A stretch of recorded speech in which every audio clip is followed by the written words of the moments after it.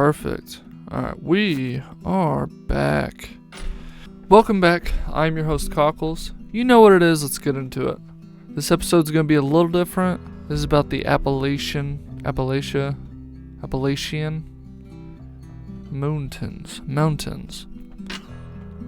Alright. Blink's sake, 5123. Growing up, my grandmother would tell us to never whistle at night or in the woods. Never go to the river at noon alone. And never answer your name if you hear it in the woods, especially if it's a voice you know. I remember one time I was sick and stayed home from school. I was about 12 years old at the time. We lived in the country hillside, and there's this river about 15 minutes away, in a valley where we'd go all the time. I remember being home alone that day, and hearing my grandmother calling me from down the valley where the river was. I thought she needed help to bring water from the river, so I went following the voice. For nearly 30 minutes, I followed that voice, all the way to the river and upstream to a waterfall. It felt like I was in a trance. The closer I got to the voice, the farther away the voice went, and when I got to the waterfall, it was completely silent. No breeze, no birds, nothing. It felt like the trees were looking at me. I realized that I was standing in a position where the shadows of the trees weren't reaching me, and the sun was shining on me in that moment. But I felt a strong urge to leave that area, and, before the sun went over the trees, I started to make my way downstream and up the other side of the hill to where my house was. I remember reaching the top of the hill and looking down in the valley at how dark it was, and it just felt like something was watching me from within that darkness. When I made it back to the house, I sat on the porch, and about an hour later my grandmother came from the market, and I told her what happened, and she said it was a river mother, and that I was very lucky and to never go back to the river alone again. When I was younger, she'd always lock the doors and windows as soon as the sun went down. I remember hearing footsteps walking up to our house and the dogs going crazy. Sometimes there'd be a bang on the door, and sometimes you'd even hear a voice calling one of our names from outside. But we'd just ignore whatever it was, and that door would never open until the birds started to sing in the mornings. This video made me remember so much stuff about growing up in the country hillside. It's weird to, normalize some of this creepy stuff. Like how some people just get used to it. That's interesting to me. Didn't she say, what was it? Her grandmother was calling from the valley. Wasn't that 15 minutes away? We lived in the country hillside, and there's this river about 15 minutes away in a valley where we go all the time. I remember being home alone that day and hearing my grandmother calling from down the valley where the river was. I don't know. I could barely hear someone 2 minutes away, I bet. Holy crap. Nonetheless, spooky. In Spaz 716, I used to go to my ex's family's cabin in the Allegheny Mountains. I grew up in the woods, and it never bothered me being alone or in the dark. All the other adults would be wasted, and I don't drink, so I would be the last one awake. Being the big, strong man that I am, decided to go for a hike in the pitch black woods.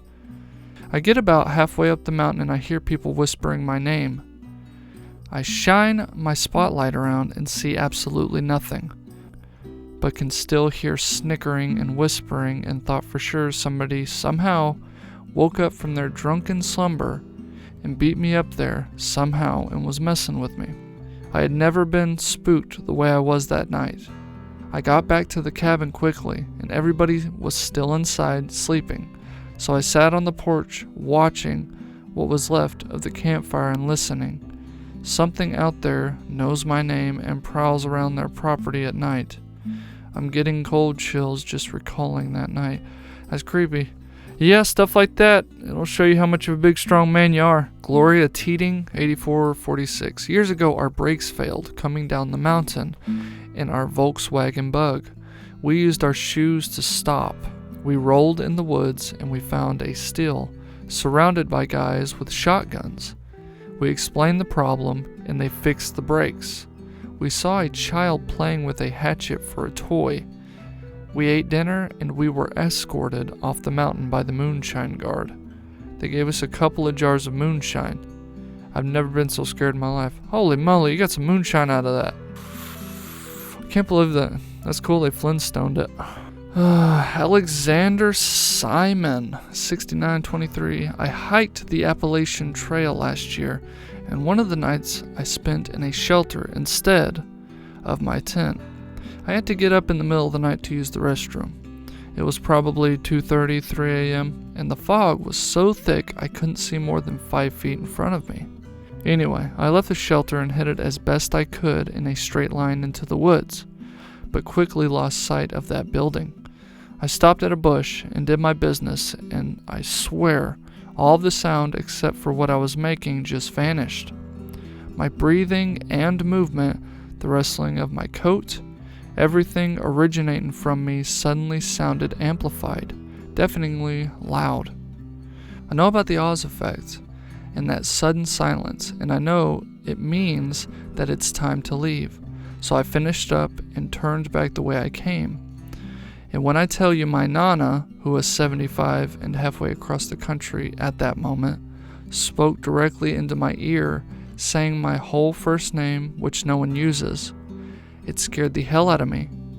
I was groggy and already creeped out by the situation, but when I heard her speak and could literally feel the breath against my ear, I can't tell you how much adrenaline started going through me. I stiffened up. I did not look behind me, and I walked that straight line back to the shelter. I didn't sleep the rest of the night. I called my dad in the morning to thank him for all the stories he told myself and my siblings growing up, because while I could have imagined it, I know I didn't, and I don't know what might have happened if I didn't know how to react. Reaction's so important. That's creepy. You know, if you couldn't see 5 to 10 feet in front of you, I mean, you probably don't need to go too far to take a piss or something, you know? I don't know. Maybe you didn't have to take a piss. Tooling around. When I was 5, I got lost in the woods at my grandparents' house. I wasn't supposed to leave the yard, but I did, and I got lost. As I was sitting in the woods crying for my mom, 2 dirty barefoot men wearing animal skin pants approached me. They spoke in grunts and whistles and took me to the tree line by my grandfather's house. I ran to the house and told everybody what happened. Grandpa asked me what they looked like. He immediately told Grandma to get some meat together. Grandma didn't hesitate. Grandpa put the roast in a box and set it at the tree line. The next morning, the box was on the front porch with a snake head in it, and Grandpa said everything was okay now. Grandma kept it in the kitchen windowsill above the sink until she died. She called them mountain men. Oh man, that's creepy. I mean, not too bad. I mean, they brought you back. I mean, first last name's 7437. I live in the North Georgia mountains near the Appalachian Trail. Cougars are coming back into Georgia, and they are here.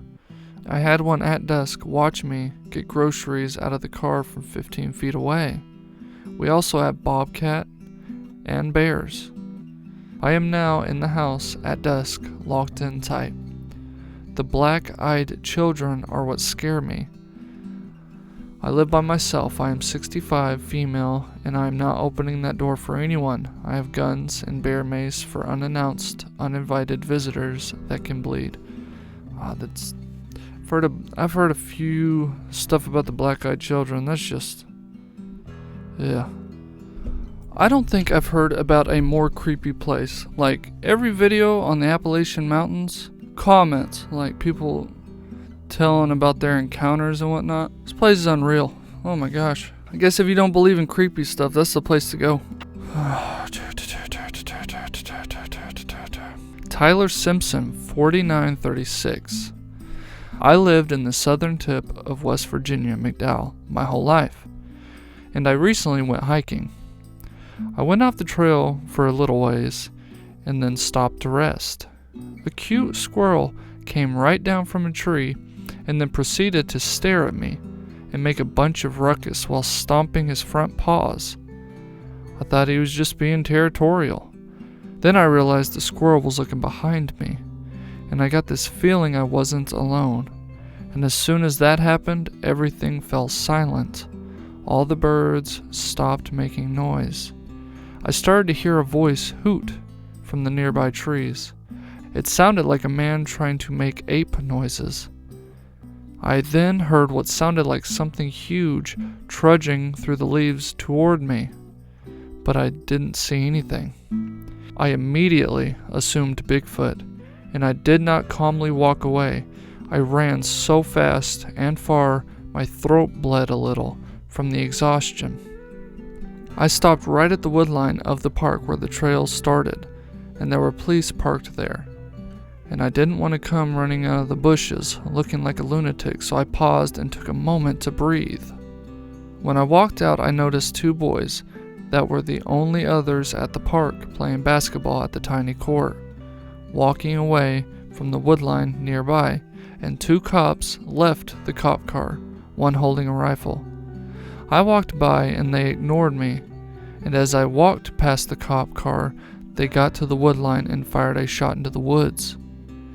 A man living across the road in front of the park came out of his house after watching from his window and asked me what the hell was going on. I told him my experience, and that when I got back to the park, cops were already there and I didn't know why.